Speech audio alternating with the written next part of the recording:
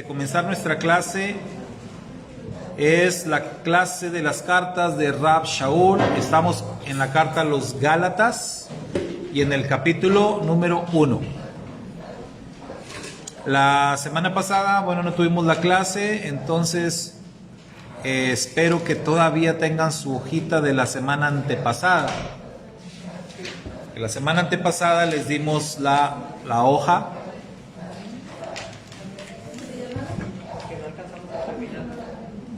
Sí, no la terminamos, nos quedaron pendientes, me parece que 3 preguntas. Sí. ¿Las tiene, tío? Aquí tenemos. La clase la titulamos Un solo evangelio. Ese es el título, Un solo evangelio. Y es el capítulo número 1 de la carta a los Gálatas. Entonces ya vimos la pregunta 1, la 2, la 3. Y creo que la última que vimos fue la 4. Entonces vamos a recordar la 4 porque está relacionada con la pregunta 5. Entonces para poder responder la 5 hay que recordar un poquito la pregunta 4. ¿Quién tiene por ahí su hoja que nos lea la pregunta número 4? ¿La 4? Sí. Si la Escritura nos ordena no maldecir a alguien que ha sido hecho a imagen de Dios, ¿por qué Pablo escribió y reafirmó: maldito el que proclame un evangelio diferente? Lea Deuteronomio 27:26, considere el contexto. Bueno, entonces leímos ese texto de Deuteronomio en donde pues precisamente se habla acerca de que hay una expresión en donde se maldice a cualquier persona que no cumpla con lo establecido en la Torá. Eso es lo que básicamente dice Deuteronomio. Entonces, acá decimos, la Escritura nos ordena no maldecir a alguien que ha sido hecho a imagen de Dios. Entonces, el texto de Gálatas dice que si alguna persona viene proclamando un evangelio diferente, que esa persona sea maldito. Entonces por eso es que decimos, ¿por qué Pablo está hablando ahí de maldecir a alguien? Incluso no nada más se refiere a seres humanos, porque dice, aun si un ángel del cielo viene con un evangelio diferente, el tal sea maldito. Entonces notemos que la maldición de la que habla Pablo está abarcando tanto seres humanos como seres angelicales. Claro que lo que él está diciendo es si vienen proclamando un evangelio diferente. Entonces, tratando de entender eso, fuimos a Deuteronomio y vimos lo que dice Deuteronomio y concluimos que Pablo lo único que está haciendo es retomar lo que dice Deuteronomio. O sea que esto no es algo que se le ocurrió a él, ¿verdad? No es algo que nace de él. Toma las palabras de la Torá y dice, si alguien proclama un evangelio diferente, sea maldito. Ahora, ya recordando esto, vamos a la pregunta 5.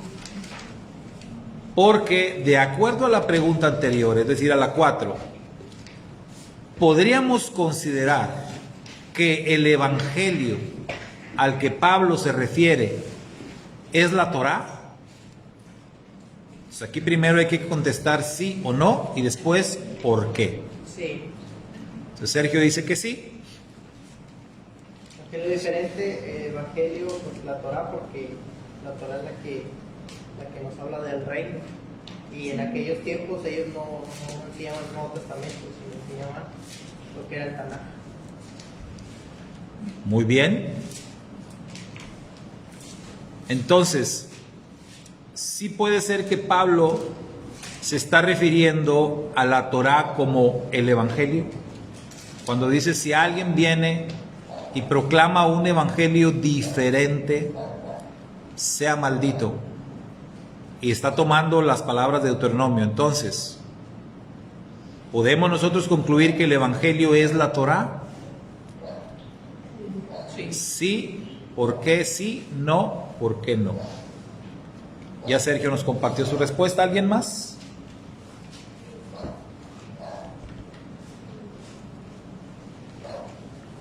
Pues sí, no, o sea, no, es la única fuente de información que hay y la única y más confiable.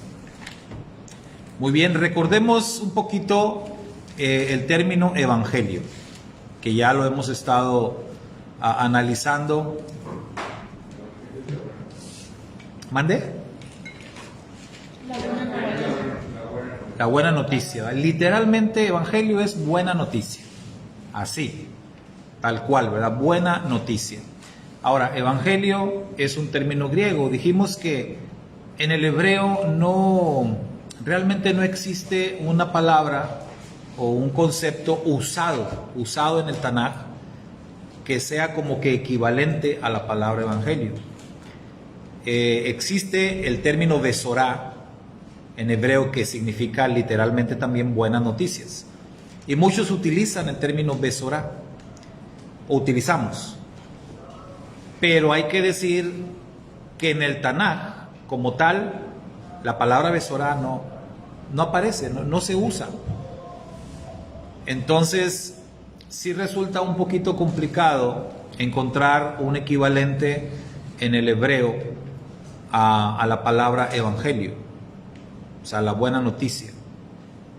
Entonces, hemos dicho que Pablo, cuando habla de esto, él dice todo el consejo de Dios, o sea, se refiere a toda la palabra de Dios como buena noticia. O sea, no solamente un aspecto. Si nosotros le preguntamos, digamos, a alguien en el cristianismo, ¿qué es el evangelio?, ¿cuál va a ser la respuesta de un cristiano así regular? La palabra de Jesús.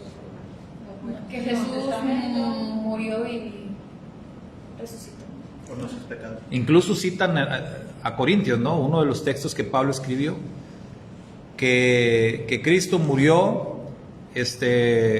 por nuestros pecados conforme a las Escrituras, que fue sepultado y que resucitó al tercer día conforme a las Escrituras. Entonces, el evangelio es acerca de la muerte, sepultura y resurrección de Jesús. Y bueno, ahí habría que añadir su regreso. Entonces, para muchos el evangelio se resume en muerte, sepultura, resurrección y el regreso o segunda venida del Mesías. Ese es el evangelio. Lo extraño es que cuando el Mesías Yeshua estuvo predicando sobre la tierra, poco se refirió a este tema. Y cuando él tocó ese tema, lo tocó solo con sus discípulos, en privado, y no lo entendían, ¿verdad? O sea, no era como que ellos se negaban a aceptar eso. Entonces era un tema, digamos, del que no se hablaba.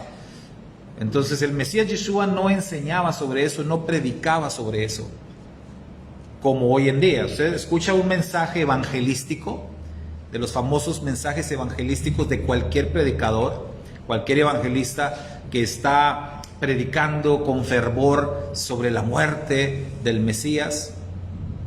Y si usted va a los mensajes de Yeshua, jamás predicó sobre ese tema, y menos de esa manera o con los fines de que la gente declarara fe en su muerte o en su sepultura o en su resurrección. Entonces sí tenemos ahí como que una situación un poquito contradictoria. Ahora, no decimos que no. Por supuesto que la muerte, sepultura y resurrección del Mesías es parte de, o sea, es parte del mensaje del evangelio, pero es parte, pero no es en sí el evangelio o la buena noticia. Entonces resulta un tanto complicado definir desde una perspectiva hebrea el mensaje del evangelio, y más cuando hay diferentes textos que pareciera nos hablan de distintos evangelios. Pero eso lo vamos a ver en la siguiente pregunta. Entonces, por lo pronto esta ya dijimos, bueno, Sergio dice sí, sí se puede considerar la Torá como la buena noticia. ¿Y por qué? ¿Cuál fue tu respuesta? Porque solo en aquel tiempo se enseñaba eso. Muy bien, porque no, pues simple y sencillamente no existía otra fuente, no existía otra escritura. Entonces, cuando Yeshua predicaba sobre la Torá. Cuando los discípulos empezaron a predicar, predicaban sobre la Torá. Entonces, no había otro. Cuando Rab Shaul escribe, toda la escritura es inspirada por Dios y útil para corregir, para redarguir, etcétera, etcétera, está hablando de la Torá. Porque no había otra escritura. Entonces, por estas razones, sí podemos nosotros considerar que el evangelio del que Pablo está hablando es la Torá. Es la palabra del Eterno. Entonces, es la buena noticia. Ahora, yo no nos quería decir que si nos quedamos nada más con lo que se decía antes que era el evangelio, pues está incompleto. Como usted nos ha dicho, necesitas toda la historia. Si nada más hablas de la muerte y la resurrección, pero no sabes por qué vino, a quién se le prometió, dónde se prometió por primera vez, necesitas la historia completa de por qué se requería un Mesías. así es. Porque era necesario. Así por eso es. el evangelio pues es toda la historia. Y también a las personas, ahorita lo que comenté, a las personas, porque también hay condicionantes, porque no es toda la gente tal cual. O incluso si están a la gente, pero también hay condiciones que uno debe cumplir en primer lugar. Sí, ahí tenemos que puntualizar, ¿no? Que las buenas noticias en plural sería más apropiado para referirnos a la Torá, o sea, al mensaje completo. Buena noticia en singular es el evangelio aplicado a cada persona. Es decir, cada uno de nosotros puede ser llamado por el Eterno a entrar en una relación de pacto con Él a través de diferentes circunstancias. Vamos a decir, recuerdo que en una de las clases que hemos tenido, tuvimos una serie que se llamó Encuentros con Yeshua, ¿se acuerdan? Una serie que vimos, los encuentros con Yeshua. Entonces ahí veíamos el encuentro con la samaritana, el encuentro con Zaqueo, el encuentro con Nicodemo y el encuentro con el Gadareno, y así todos los que tuvieron un encuentro personal con el Mesías Yeshua. Y estudiando cada caso, pues nos damos cuenta que todos son distintos. Igual que nosotros, todos tenemos una historia distinta y todos tenemos una manera en cómo el Eterno nos ha hablado y nos ha llamado para que nos acerquemos a Él. No es lo mismo el llamamiento que tuvo Abraham al llamamiento que tuvo Moisés, por decir. La forma en cómo los patriarcas recibieron la ratificación del pacto fue distinto en cada uno de ellos. Con Abraham fue de una manera, con Isaac fue de otra manera, con Jacob fue de otra manera. Pero todos estaban entrando en esa relación de pacto. Entonces, en ese sentido podemos decir que cada uno tuvo su buena noticia o su encuentro personal, utilizando estas frases muy populares en el cristianismo, ¿no? Tu encuentro personal o tu experiencia, como aquel libro, ¿no? Mi experiencia con Dios. Un libro que a mí sí me tocó muchísimo en nuestro paso por el cristianismo fue Mi experiencia con Dios, porque me parece que el autor supo muy bien interpretar y definir sobre este tema, sobre el encuentro que cada uno tiene que tener con el Dios de Israel. Entonces, visto así, la buena noticia se convierte en algo muy personal y una experiencia muy distinta de cada uno. Pero no podemos decir que la buena noticia, o lo que fue para mí la buena noticia, va a ser también la buena noticia para cualquier persona. No sé si me explico. Por ejemplo, una persona que es transformada por el poder de Dios, que el Eterno lo saca de un mundo de adicciones. Una persona que es rescatada de un mundo de adicciones, del alcoholismo, de las drogas, etc. Entonces, para él, la buena noticia consistió en ese cambio de vida, en esa transformación. Esa persona, si conoce a otros en la misma situación, él es portador de una buena noticia. ¿Y cuál es esa buena noticia? Yo era como tú y Dios me transformó, Dios me rescató de ese mundo de adicciones.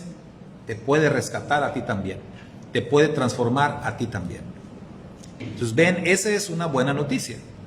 Entonces es parte del mensaje del Evangelio, pero no es el Evangelio. Es parte es la experiencia personal de aquel sujeto, ¿no? Y es aplicable para otros que están en situaciones parecidas a las de él. Pero esa buena noticia probablemente no funcione muy bien si él quiere compartirla con una persona que está pasando por una situación muy diferente. Entonces supongamos que hay una persona que tiene conflictos en su matrimonio y que su matrimonio se está derrumbando y que necesita desesperadamente una buena noticia para poder restaurar su matrimonio. Y si el ex adicto o el ex drogadicto llega con su buena noticia, pues como que no va a funcionar muy bien. ¿Me explico? Va a haber ahí como que, pues ¿eso qué? O sea, yo necesito escuchar a alguien que haya pasado por una experiencia como la mía y que haya salido adelante y que me demuestre, ¿no?, que ese Dios es poderoso. Porque por más que digas, bueno, pero mira, si me rescató a mí de esto, a ti también te puede ayudar. Pues no te la compro muy bien. Es como que no checa muy bien una buena noticia con lo que la otra persona necesita. Por eso es que la buena noticia se vuelve un mensaje muy diverso. Cada persona va a experimentar a Dios de una manera distinta. Y en eso, en lo que la persona conoce a Dios o en la manera como conoce a Dios, lo va a poder compartir. Va a poder hablar con otras personas de lo que ha experimentado. Entonces, pero el Evangelio es mucho más que eso.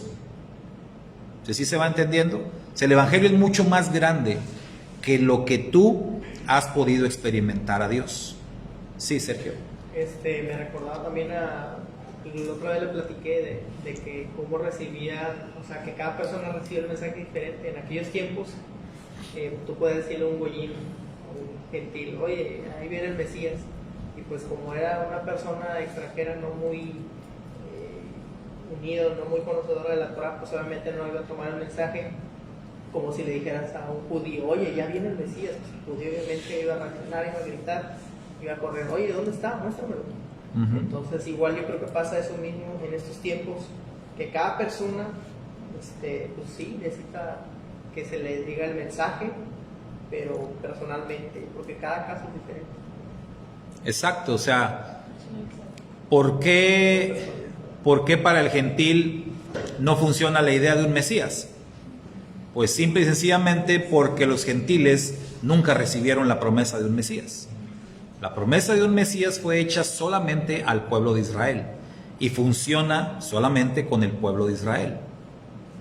El hecho de que ahora esté funcionando con nosotros es una prueba irrefutable de que nosotros estamos tomando la identidad de Israel, de que nosotros hemos asumido que somos israelitas y por eso ahora aceptamos y creemos en Yeshua como el Mesías, cosa que antes no nos decía gran cosa.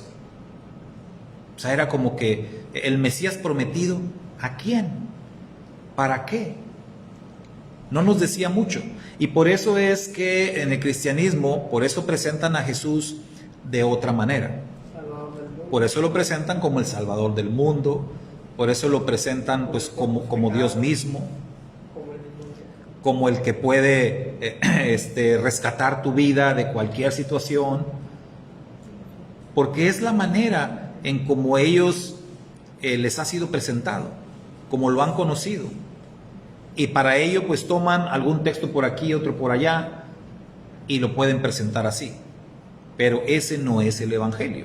¿Sí, Iván? De hecho, algo y esto ya es un testimonio muy mío.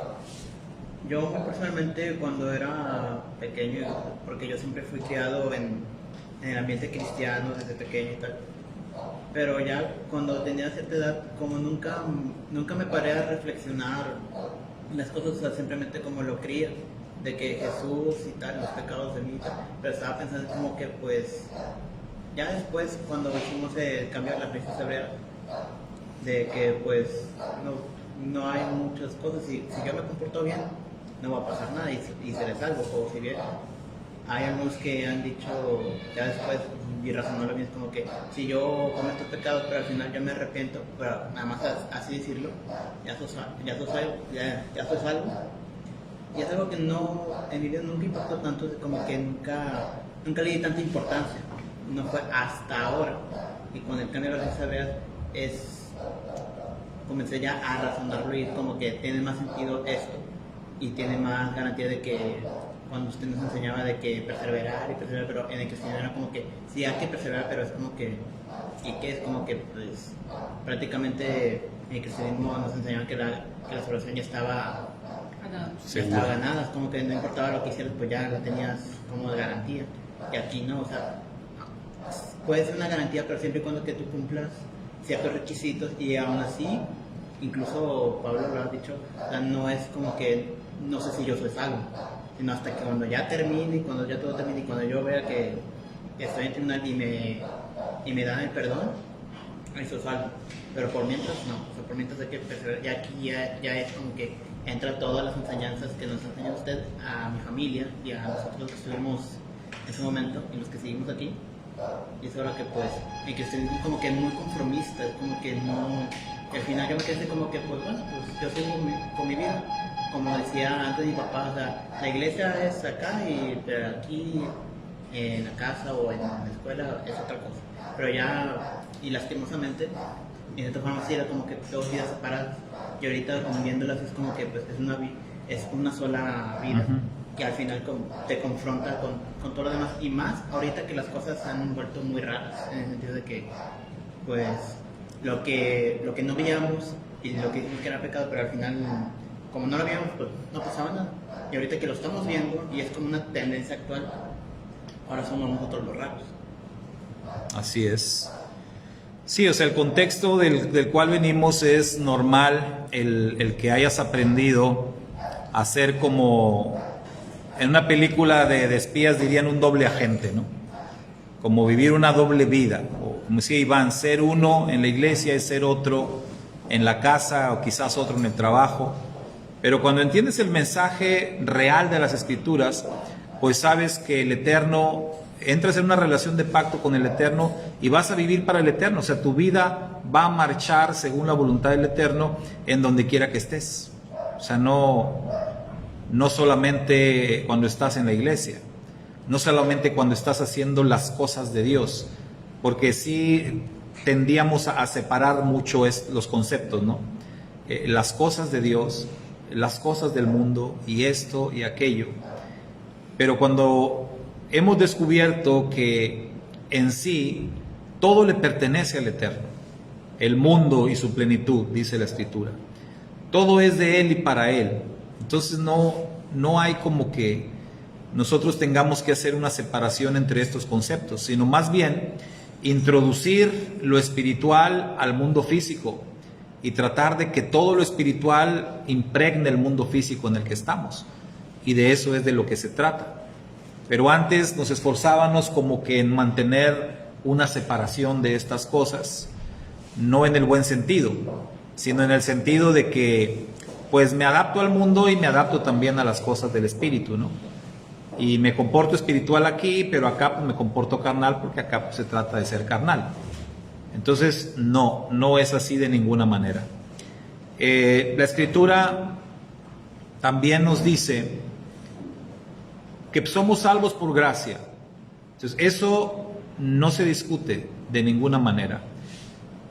Alguien me preguntó, una hermana, hermano, si el amor de Dios es incondicional, entonces ¿por qué Dios nos pone condiciones?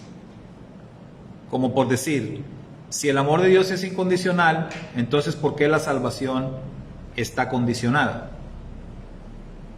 ¿O por qué Dios nos exige condiciones para muchas cosas si nos ama incondicionalmente? Entonces tenemos que entender que son cosas distintas. Ciertamente el amor de Dios es totalmente incondicional. Él no nos pide nada para amarnos. Nos ama incondicionalmente. Sin embargo, a la hora de que entramos en una relación con Él, para que Él nos entregue algunas o nos haga efectivas algunas de sus promesas, ahí sí tenemos que cumplir con ciertos requisitos, con ciertas condiciones. Cuando nosotros escuchamos la expresión escrita, porque por gracia sois salvos, esta declaración en sí es muy poderosa. Y esto nos dice que la salvación es totalmente por gracia, es totalmente un regalo de parte del Eterno. Algo que Él nos da porque Él quiere dárnosla. Exacto, no, nadie la merece, pero Él nos quiere dar esa salvación por gracia. Pero tenemos que partir también de la premisa de que absolutamente todo lo que el Eterno nos da es por gracia. O sea, no nada más la salvación. La vida misma es un don de Dios. La creación en la cual estamos, si se ponen a pensarlo, ¿qué necesidad tenía Dios de crear este mundo? De crear criaturas tan revoltosas como nosotros, ¿no? O sea, ¿qué necesidad había de esto? ¿Es gracia eso o no? O sea, Él todo lo hizo por su gracia. Entonces, la existencia nuestra, todo es gracia, todo, porque nosotros no merecemos nada. Si vivimos, si tenemos lo que tenemos, si tenemos un trabajo, si tenemos alimento para llevar nuestra boca, si los que tenemos hijos, si tienes un coche, todo lo que tenemos es por gracia, todo. No solamente la salvación. O sea, otra vez, volvemos al tema, ¿no? Al punto, el Evangelio es algo muy grande. Engloba muchas cosas, muchas buenas noticias. Así todas estas cosas están englobadas bajo la gracia del Eterno. Y disfrutamos de su gracia en todo lo que Él nos da. La salvación es una parte de ello, ¿sí? Una parte importante, pero es una parte. Entonces, el mismo texto que dice, porque por gracia sois salvos, luego añade, por medio de la fe. Entonces, por gracia eres salvo, pero la salvación se hace efectiva por medio de la fe. El mismo texto lo está diciendo. Entonces, la salvación está ahí, disponible por la gracia del Eterno, pero solamente se hace efectiva para aquellos que tienen fe, aquellos que tienen emuná. Y luego añade, y esto no de vosotros, pues es un don de Dios, no por obras para que nadie se gloríe. Entonces esto quiere decir que ni siquiera la fe es algo que nosotros podemos generar, sino que también lo recibimos como un regalo. Es decir, que la fe también viene por gracia. Y luego, cuando dice no por obras para que nadie se gloríe, dice el texto, y sigue diciendo, porque somos hechura suya, creados en el Mesías Yeshua para buenas obras, las cuales el Eterno creó de antemano para que anduviésemos en ellas. Entonces el mismo texto nos habla de que la salvación viene por medio de la fe, de que la fe no es algo que nosotros generemos, es un don de Dios, de que no es por obras, pero es para buenas obras. Pues parece un poco confuso y difícil de entender, pero no lo es tanto.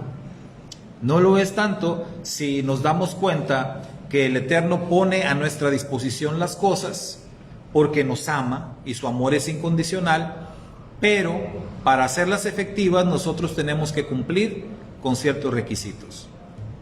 Y eso no es nada complicado, porque es algo que los seres humanos hacemos mucho y lo hacemos en la vida cotidiana. Hay muchas cosas que nosotros hacemos por amor, o nosotros amamos personas. Y cuando tú amas a alguien de manera incondicional, no le pides nada para amarlo, ¿o sí? O a los que tenemos hijos, ¿a poco le decimos a nuestros hijos, mira hijo, te voy a amar, pero para que yo te pueda amar, me tienes que cumplir con estos requisitos? No es así. Los amamos y ya. Pero si les quieres dar algo a tus hijos, hay cosas que les vas a dar totalmente por gracia, vamos a decirlo así. Totalmente por gracia. Pero va a haber otras cosas especiales que se las vas a dar bajo ciertas condiciones. Es lo mismo que Dios hace. Digamos, ¿qué cosas Dios nos da por gracia a todos? Vida, La vida. comida, salud. Vida, salud, alimento. ¿Qué dice la Escritura? Él hace salir el sol sobre buenos y malos, sobre justos e injustos, hace llover. O sea, disfrutamos de una gran cantidad de bendiciones de parte de Dios por igual todos. Todas las personas que habitamos en este mundo disfrutamos de las misericordias del Eterno día con día, sin que el Eterno nos pida nada a cambio. Muchas cosas, si las enlistamos, aquí se nos va toda la tarde y el día de mañana y otro día. Muchas cosas. Sin embargo, hay otras cosas que entran en el terreno de lo especial, de lo más específico, donde el Eterno sí nos va a pedir algo a cambio, donde sí nos va a pedir condiciones. Y normalmente la condición que el Eterno va a pedir es fe, emuná, fe obediente, es lo que nos va a pedir. Entonces, otro ejemplo que hemos usado es cuando el Eterno le dice al pueblo de Israel: yo te entrego la tierra prometida. Entonces, por eso se llama así, tierra prometida, porque es algo que es parte de la promesa de Dios para su pueblo. Entonces, el Eterno pactó con Abraham y le dijo: a tu descendencia yo le voy a entregar la tierra de Canaán. Y le da las medidas de dónde a dónde, de aquí hasta acá, y toda la tierra será para tu descendencia. Cuando el pueblo de Israel, liderado por Moisés, están en camino a la tierra prometida, y después toma el liderazgo Josué, el pueblo de Israel se encuentra con la noticia de que tiene que conquistar la tierra. Y si ustedes se acuerdan, eso fue precisamente lo que causó una debacle.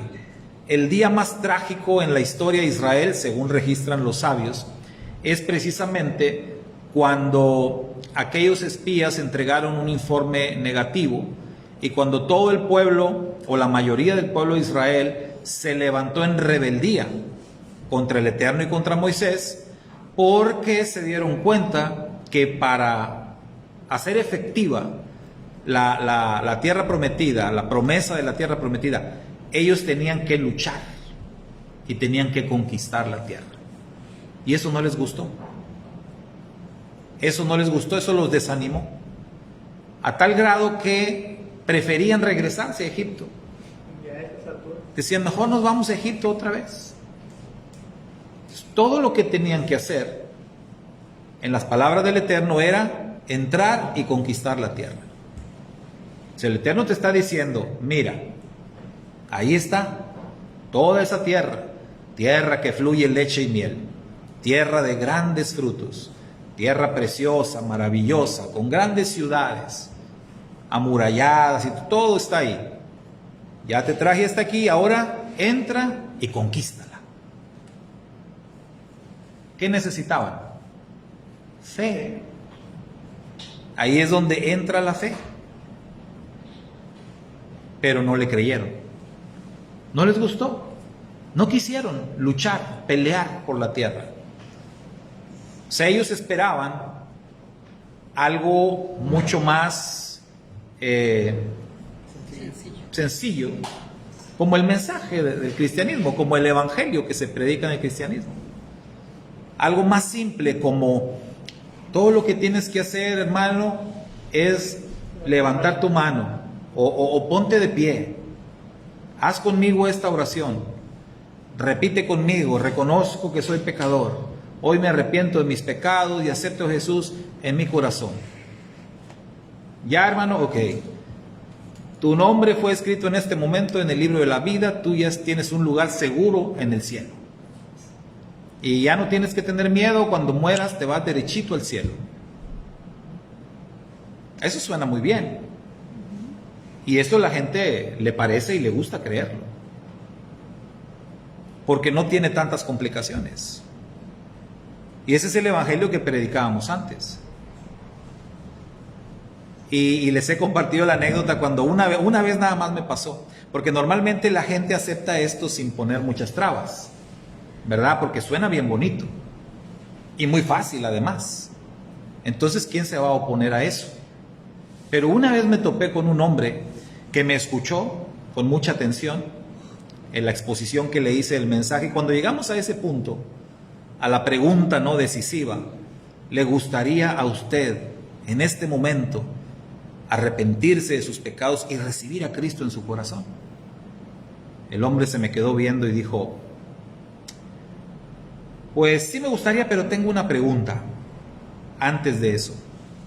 Dije: pues sí, dígame. Nunca me había pasado que me hagan preguntas. Bueno, dígame. Y me dice: supongamos que hago la oración que usted me está diciendo y acepto a Jesús en mi corazón.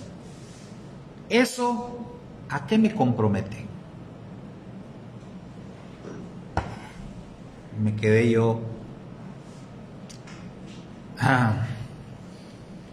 Creo que tengo que ir al seminario a preguntar. ¿A qué lo compromete? Buena pregunta, ¿no? Una sola persona en cientos de casos, ¿no? Pero la pregunta fue más para mí. O sea, yo aprendí más de eso. O sea, Dios usó a ese hombre, ¿no? Y yo dije: no estoy preparado para responder eso, porque nunca me habían preguntado eso. ¿A qué me compromete? Y entonces empecé a ver el evangelio de una manera distinta a partir de allí. Eso fue como en 1999. Empecé a ver el evangelio diferente.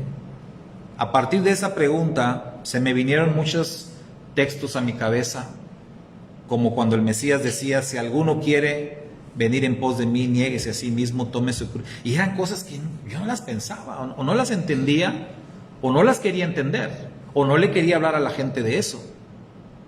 Y me di cuenta: ¿por qué no le hablamos a la gente de eso?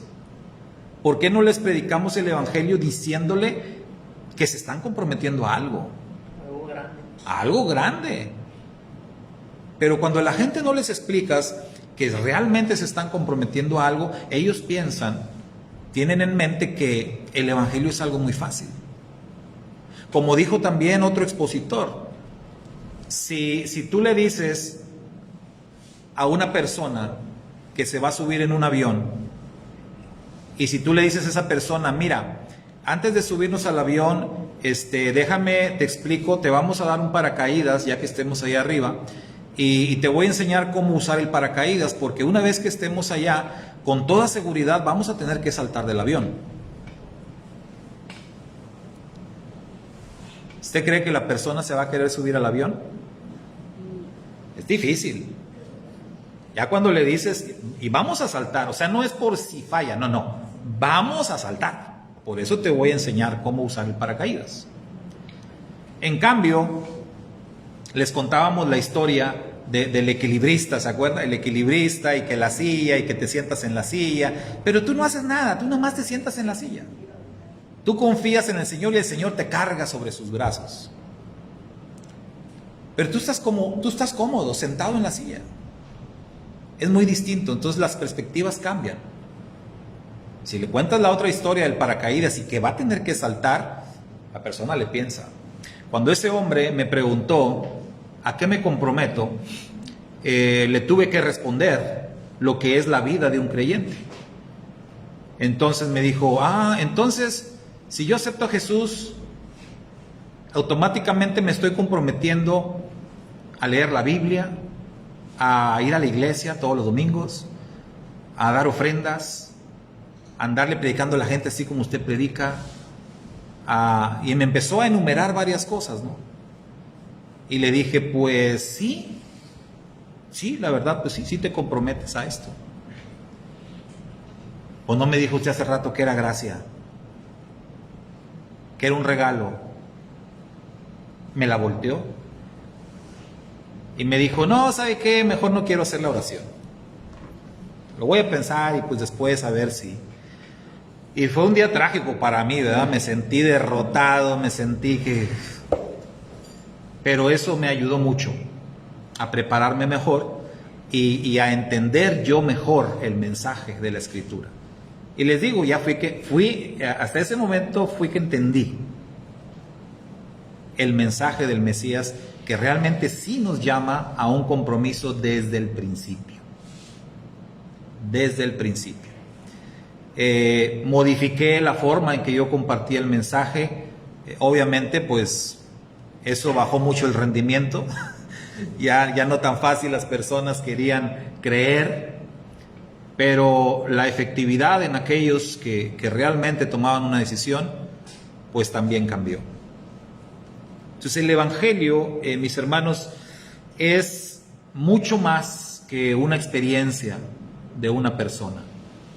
El Evangelio, las buenas noticias en las Sagradas Escrituras abarcan muchísimas cosas. Pero la finalidad podemos decir que es la restauración del hombre, la restauración del ser humano. Las Sagradas Escrituras se parten en dos, y no Antiguo y Nuevo Testamento, sino se parten en dos a partir de la caída del hombre. Génesis empieza con la creación de todas las cosas, la creación del hombre y la caída del hombre. A partir de que el hombre cae, ahí se parte el mensaje. Y de ahí para acá ya todo tiene que ver con la restauración, con la buena noticia. Entonces podemos decir que la buena noticia en términos generales es la restauración del hombre caído. Lo que pasa que muchos presentan esto de una manera personalizada y no desde la perspectiva de toda la Escritura. Es decir, la restauración de Adán. En Adán todos fuimos condenados. En Yeshua todos somos restaurados. Esto es cierto. Pero tenemos que tomar el mensaje completo. Entonces, por eso esta lección, esta clase es bien importante, porque estamos hablando aquí de un solo evangelio, del evangelio verdadero, como lo querramos ver. Pero tenemos que entender qué es ese evangelio, o cuál es ese evangelio.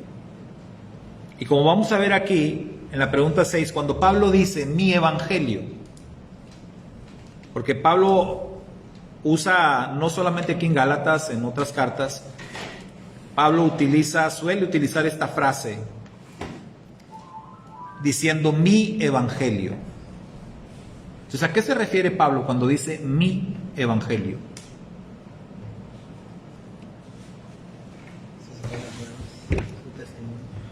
¿Querrá decir que hay otro evangelio?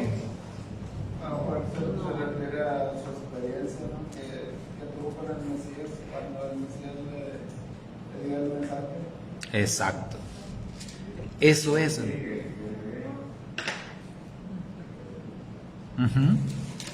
Entonces ven cómo es.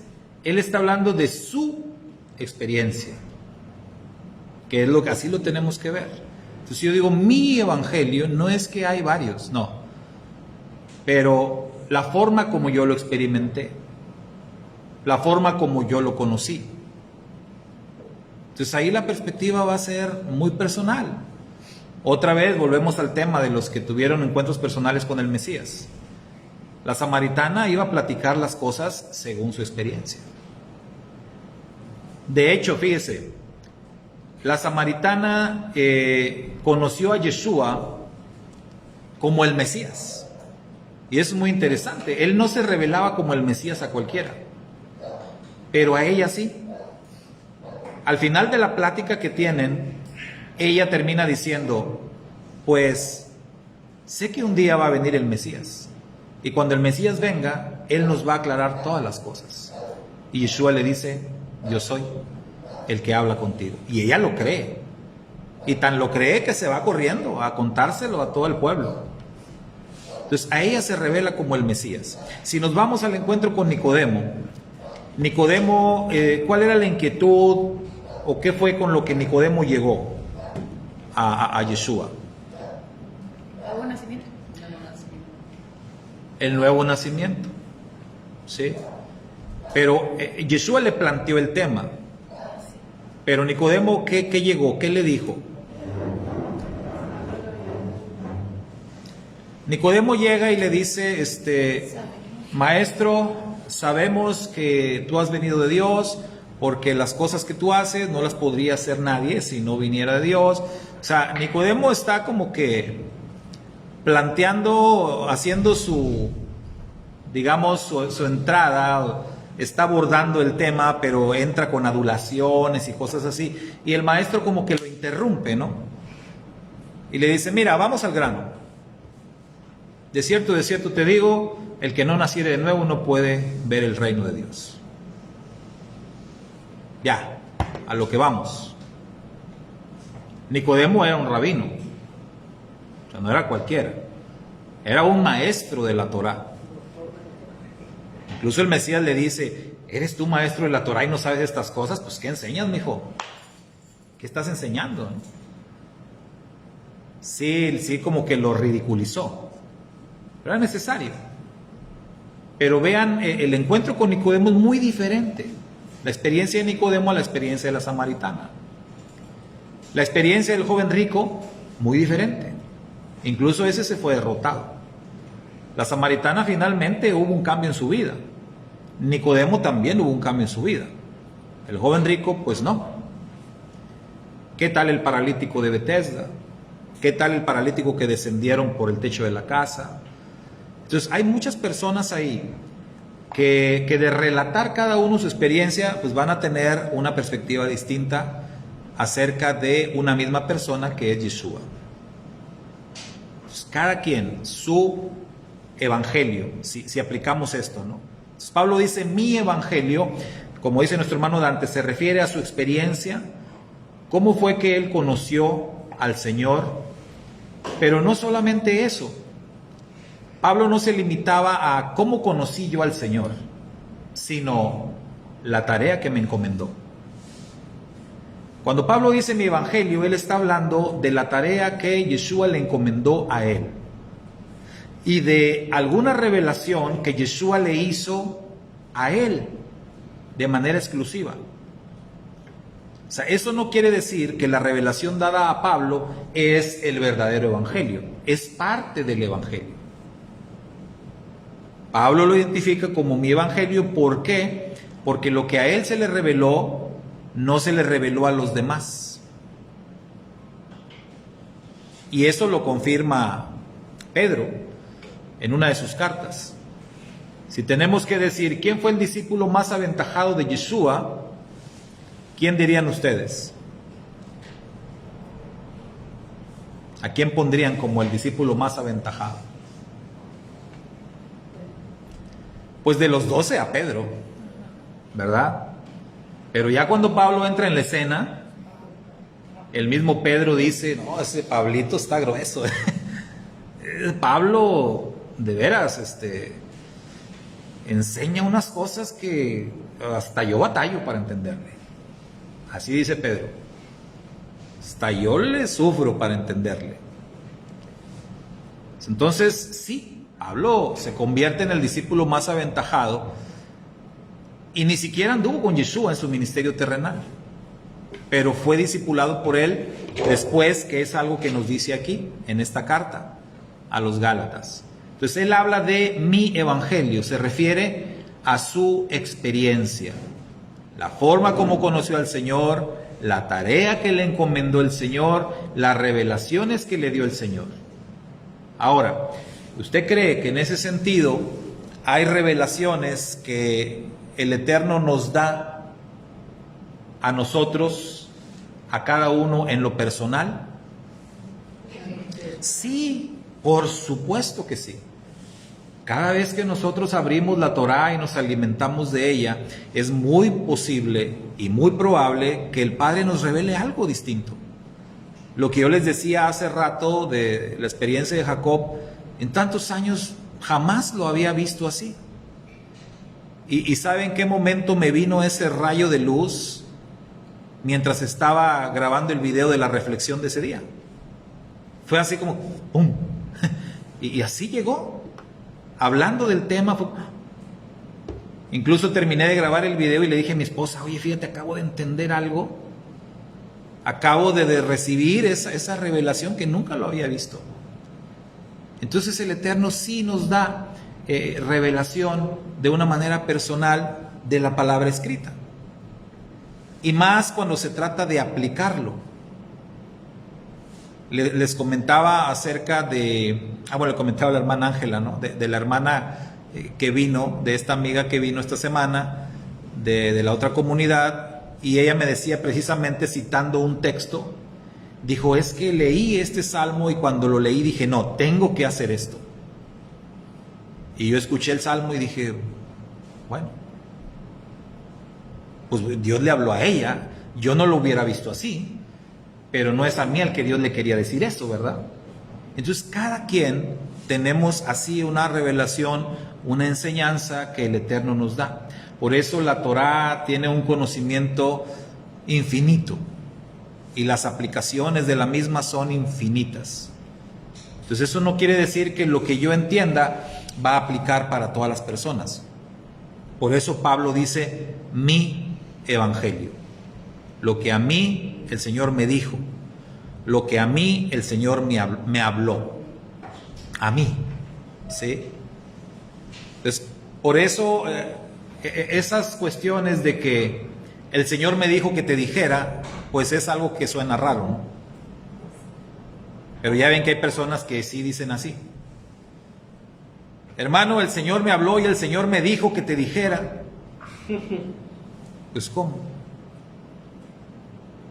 ¿Cómo que el Señor te dijo a ti que me dijeras a mí? Pues si yo hablé con Él hace rato y no me dijo nada. Sí, lo pasa, ¿no? Sí, pues me hubiera dicho a mí. No funciona así y ahí es donde se cae el teatro, ¿no? Pero tenemos que entender que el Eterno nos habla a todos. Y más cuando es algo que el Señor te lo tiene que decir a ti, te lo dice a ti. No le va a decir a alguien que te lo venga a decir. No de esa manera. ¿Saben? Cuando funciona así es cuando estamos hablando de la palabra. Y yo me paro ahí, estoy predicando la palabra y Dios me usa a mí para hablarte, pero yo ni cuenta me di. Yo ni supe, ¿verdad? Yo ni supe qué fue lo que Dios te dijo. ¿Mande? Cada quien con su modo. Sí, cada quien. Una vez me dijo un hermano que me estaban oyendo predicar, de las primeras veces que tuve la bendición de predicar, y estaba ahí mi hermano, mi mentor, ¿verdad? Mi maestro estaba ahí escuchándome predicar y estaba con su esposa, y ya que terminó el servicio platicaban conmigo y me decía, fíjate, le estaba diciendo a mi esposa, oye, qué bien, qué bueno está el mensaje que está predicando el hermano Saúl, para que hubiera venido el hermano fulano, hombre, pero no vino. Sí, ¿verdad? No, o el otro hermano. Y de pronto dice que se vieron el uno al otro y dijeron, ¿a qué nos hacemos? Es para nosotros el mensaje. Y esa es la realidad. O sea, Dios no le va a estar hablando a alguien que ni siquiera está ahí. ¿Sí? Y si tú estás escuchando la palabra, la escuchas para ti. No debes estar pensando en alguien más. Ay, mira qué buen mensaje para... No, es para ti, hermano. Decía otro hermano, hay unos que se ponen el traje de torero y nada más le hacen así, ¿verdad? Y ole, no, pues, tenemos que tomar cada uno la palabra. Si queremos tener ese evangelio, llegar a esa madurez como Pablo que decía, mi evangelio, la revelación que yo he recibido, la experiencia que yo he tenido con el Eterno. Entonces Pablo menciona a sus ex compañeros en el judaísmo, menciona también a los otros apóstoles, menciona directamente a Pedro y a Jacobo, el hermano de Yeshua, porque había un Jacobo que era de los 12, pero del que Pablo habla aquí no es ese Jacobo, es Jacobo el hermano de Yeshua. Entonces la pregunta es, cuando Pablo habla de ellos, y lo dice de una manera como, yo no recibí lo que tengo de mis antiguos maestros en el judaísmo, tampoco de los otros apóstoles, ni de Pedro ni de Jacobo. Entonces cuando Pablo se expresa así, la pregunta es, ¿se consideraba Pablo superior a todos ellos? No, Explique. yo creo que consideraba que él aterrizaba el mensaje diferente. Porque pues se conoce que Pablo convivía más con los judíos y Pedro más con los judíos y Pablo más con los gentiles. Yo creo que Pablo siempre que hablaba y compartía la palabra dejaba bien claro cómo se sentía él respecto al liderazgo, que siempre se sintió inmerecedor del llamado que le había hecho, porque siempre decía que él era de honor, que en la lista de todos, al final, ¿verdad? Cuando leímos también como un abortivo sin invitación, o sea, él siempre estuvo consciente de quién era de su pasado, y pues vivió muy agradecido, y siempre en cuanto a credenciales y todo, sí las usaba, pero como que dependiendo del contexto en el que se encontraba, y si era necesario lo hacía, pero no por vanagloria. Más bien para estar como que en igualdad de circunstancias, ¿no? En algunos casos, como cuando dice él, pues si vamos a ir como que a las cosas de las que podemos gloriarnos, dijo, pues tengo algunas, ¿verdad? Tengo algunas de las que pudiera gloriarme, de las que pudiera presumir. En el término judaísmo, él fue discípulo de Gamaliel. El rabino más renombrado de aquellos tiempos era precisamente Gamaliel. No cualquiera estudiaba o se daba el lujo de haber estudiado con Gamaliel. Y se dice que Pablo era el discípulo más aventajado de Gamaliel. Pues imagínense, en el judaísmo pues tenía bastante de qué presumir. No lo hacía, y si alguna vez lo menciona es precisamente para poner condiciones cuando está tratando con personas que están como que defendiendo el judaísmo, o como queriendo decir, tú no sabes de judaísmo. Ah, no sé de judaísmo, sí, estudié con Gamaliel, ¿cómo no voy a saber? Claro que sí, sabía de lo que estaba hablando. Entonces por eso les decía, ustedes hablan de judaísmo, es algo que totalmente domino. Es como su servidor.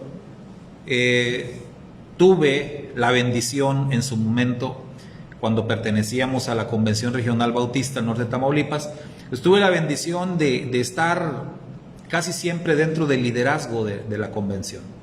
Tuve la bendición de ser presidente de la Alianza de Pastores por varias ocasiones, tuve la bendición de ser maestro de seminario, tuve la bendición de casi ser interrogador oficial en los concilios, cuando se organizaban nuevas iglesias o cuando se ordenaban pastores.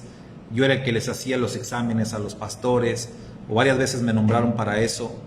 Entonces, de alguna manera, pues creo que me respetaban o me reconocían el trabajo que por la gracia de Dios hacía.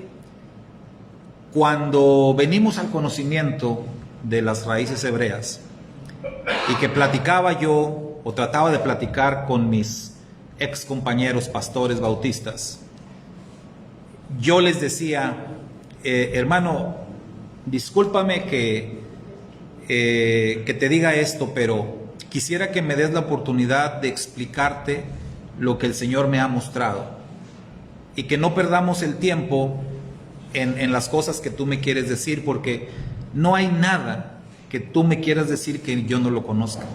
O sea, yo conozco todo lo que me vas a decir, ya lo sé. O sea, no necesito escucharlo, pero creo que tú sí necesitas escuchar lo que Dios a mí me ha mostrado, porque esto sí es totalmente nuevo.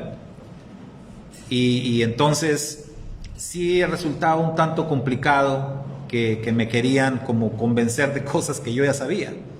No necesitaba. Es como Pablo que decía a los fariseos, pues me están hablando de algo que yo lo conozco muy bien, no necesito eso. Ustedes sí necesitan escuchar lo que a mí se me ha revelado. Entonces es muy similar lo que ocurría. Y esto no es que te sientes superior. A mí me llegaron a decir también, no, hermano Saúl, tú ya te crees mucho, que porque sabes hebreo y te crees muy superior y que... No es eso. No va por ahí el asunto. Pero es simplemente de que, pues tú no me puedes aportar ya nada nuevo a mí, pero yo sí puedo aportarte bastante. Y ese era el punto. Entonces, cuando Pablo aquí habla de esto, no está minimizando ni a los judíos, fariseos, ni a los apóstoles, ni a Pedro, ni a Jacobo, pero lo que sí está diciendo Pablo es que él había recibido una revelación que ellos no sabían y que ellos pues que ellos necesitaban entender. Entonces, cuando Pablo habla de mi evangelio, y vamos a concluir con esto, cuando Pablo habla de mi evangelio, él también usa otro término en otra carta, en donde dice el misterio del evangelio. El misterio del evangelio. Y volvemos a lo mismo. No hay diferentes evangelios, hay un solo evangelio, pero hay muchos temas que se desprenden de ese un evangelio verdadero. Y hay muchas revelaciones. Pablo recibe una muy especial que tenía que ver precisamente con el resurgimiento de la casa de Efraín, que era algo que en los tiempos de Yeshua pues ya no se consideraba, ya no se, ¿cómo les diré? Para ellos, los judíos en tiempos de Yeshua, a la casa de Efraín, las 10 tribus perdidas, ya las consideraban pues así, perdidas. Ellos no tenían ya la idea de que algún día fueran a resurgir las 10 tribus perdidas, a pesar de que el mensaje es muy claro, tanto en la Torá, en las palabras dichas a Moisés en Deuteronomio, como en los profetas. Pero bueno, es fácil decir que es muy claro cuando has recibido la revelación, cuando el Espíritu te ha dado esa revelación. Pero cuando no te lo ha dado, pues ves los textos y tú no ves eso. Hoy nosotros decimos, pero si ahí está. Como los cristianos no se dan cuenta. No, y los judíos también. O sea, ¿cómo no pueden ver que va a haber un resurgimiento de la casa de Efraín? ¿Cómo los judíos pueden vernos a nosotros, a los mesiánicos, vernos así como que, porque los mesiánicos les caemos más mal que los cristianos, ¿verdad? Porque estamos agarrando el guardar el Shabbat y todo eso, cosas que el cristiano nunca se ha metido en eso. Entonces el judío con los cristianos dicen, bueno, en lo que cabe, pues no nos afecta. Pero ahora el mesianismo, guardando el Shabbat y guardando los mandamientos y todo, las fiestas, entonces el judío dice, hey, ¿cómo? Eso es de nosotros. Y no logran entender, no logran ver que ahí está la palabra revelada, de que el Eterno en los últimos tiempos haría resurgir a su pueblo de las 4 esquinas del mundo. Eso es lo que Pablo sí vio, eso es lo que Pablo sí recibió como revelación, vamos a decir exclusiva, algo que ni Pedro, ni siquiera Pedro, ni los demás habían entendido. Por eso cuando ocurrió el evento de Cornelio en el libro de los Hechos, ya ve que Pedro no quería ir. Pedro tenía sus razones y realmente él no había entendido. Casi el Señor lo tuvo que obligar a ir a la casa de Cornelio. Y todavía que pasó aquello, Pedro no lo entendía. Todavía le preguntaban, oye Pedro, ¿cómo estuvo eso? Pues sí pasó. Entonces, los gentiles también van a entrar, pues Pues parece que sí. Pero así como que, pues parece que sí. Pero no entendían. Quien sí recibe toda la revelación es Pablo, a tal punto que él es nombrado el apóstol para los gentiles. Y él tenía esa exclusividad, ¿verdad? Vamos a decir, en ese ministerio. Entonces, cuando él habla de mi evangelio, está hablando de esa tarea y de esa revelación. Y él lo escribe en sus cartas y dice, pues, ¿qué creen? Que las 10 tribus que decíamos que estaban perdidas, pues no están perdidas. Van a regresar, van a resurgir. Y Israel va a volver a ser uno con las 12 tribus. Y con el tiempo y las revelaciones que fueron viniendo, ya no nada más con Pablo, con Pedro, con Juan en el Apocalipsis, pues vemos el cuadro más completo. Y ese es a lo que Pablo llama mi evangelio. Pero podemos concluir, hermanos, diciendo hay un solo evangelio, y no es el de Pablo, y no es el de Jesús, sino es la revelación completa de las Escrituras. Esa revelación que el Eterno ha dado desde Moisés hasta Yohanan, desde el Génesis hasta el Apocalipsis. Ahí tenemos nosotros el único y verdadero evangelio. Solo Dios. Así como hay un solo Dios, un solo mediador, un solo pueblo, un solo evangelio también, un solo pacto. Muy bien, pues así concluimos. Ya no hay otra pregunta, ¿verdad? No. No. Perfecto. Bueno, primeramente el Eterno. Próxima clase, capítulo 2 de Gálatas, para que lo vayan leyendo. Hermana Elba dice, es una verdad lo que está exponiendo. Su servidora duró 37 años en el cristianismo, pero todo cabía cuando todo cambió, ¿okay? Cuando conocimos raíces hebreas. Así es, hermano. Y yo creo que el impacto es el mismo. El impacto es el mismo si tenías 5 años o 20 o como el caso de la hermana 37. Todos sentimos ese impacto muy fuerte. Bueno, Shabbat Shalom, bendiciones. Más tarde nos volvemos a ver.